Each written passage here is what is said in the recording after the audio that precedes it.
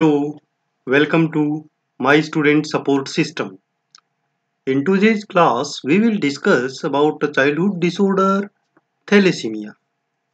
This lecture is in English, and if you want to study in Hindi, just click on I button and you will get link of Hindi lecture. Or you can directly visit to my channel, my student support system. What is thalassemia? Thalassemia is an inherited blood disorder, means we get it from our parents, that reduces the production of functional hemoglobin, means there is hemoglobin but that is faulty. This causes shortage of red blood cells and low level of oxygen in bloodstream, leading to a lot of health problems. Hemoglobin is a protein which is found in the red blood cells that carry oxygen to the body's organs and tissues, and also transport carbon dioxide from the organs and tissues back to the lungs. Hemoglobin is composed of two pair of dissimilar chains, alpha and beta.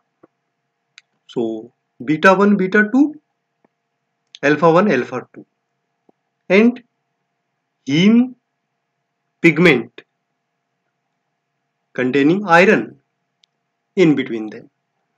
So this is the basic structure of hemoglobin. Each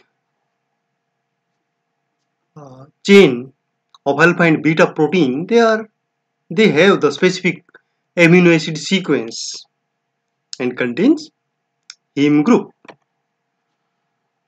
What are the causes of thalassemia?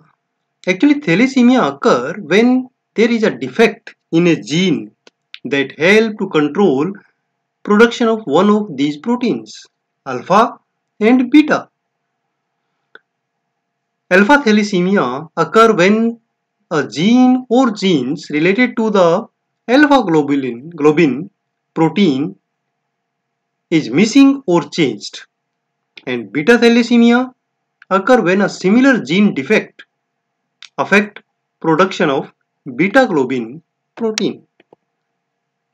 What is the classification of thalassemia?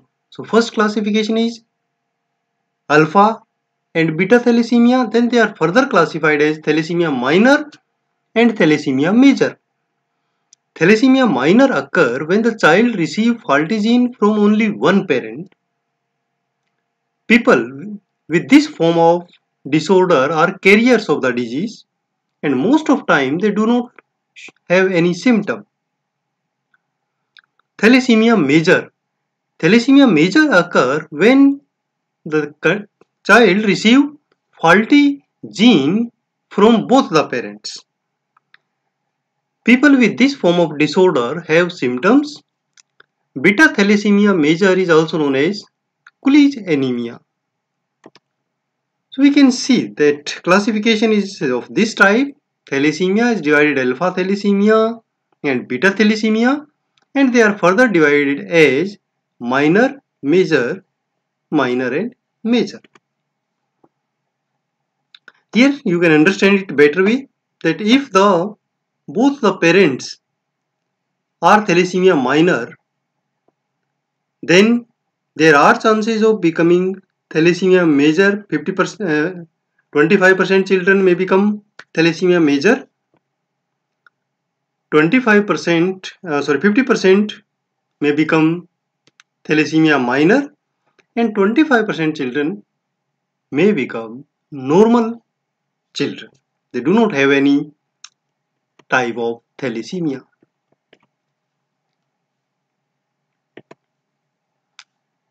What are the signs and symptoms of thalassemia? Thalassemia's sign and symptom are related to the low oxygen in the blood and in the tissue.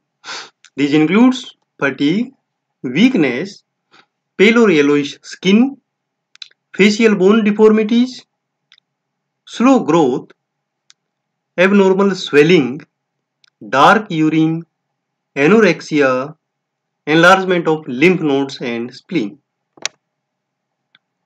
What diagnostic investigations are done?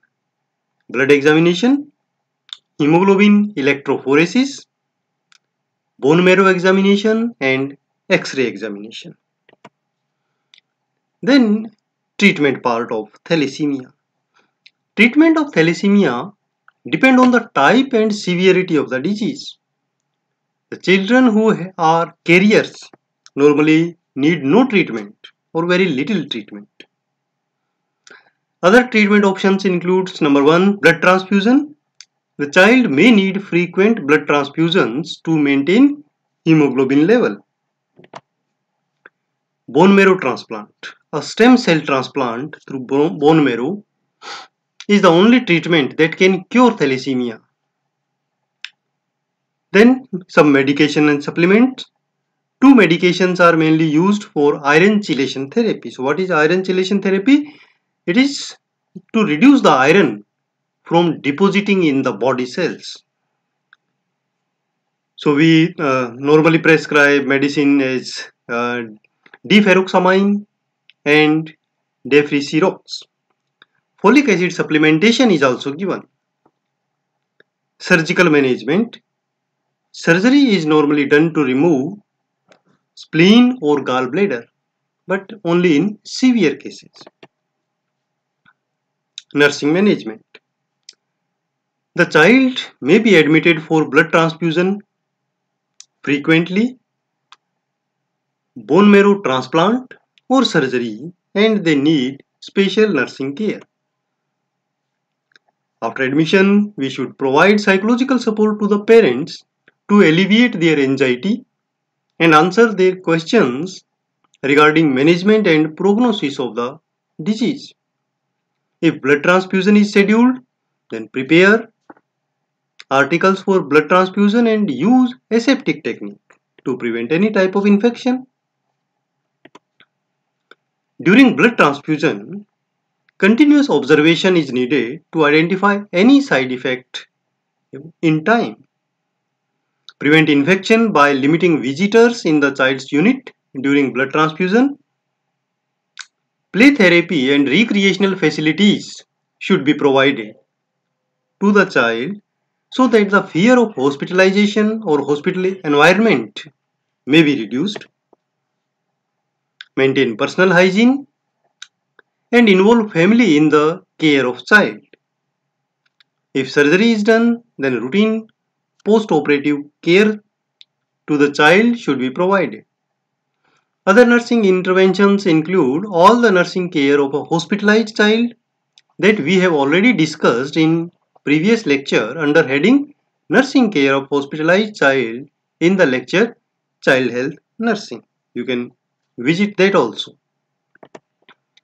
Thank you for watching this video. For watching such another videos or latest updated videos, just visit or subscribe YouTube channel My Student Support System or follow Facebook page My Student Support System. For making your notes, you can visit my blogger mynursingstudents.blogspot.com. For latest update, you can follow Twitter, Instagram and join Nursing Notes Facebook group.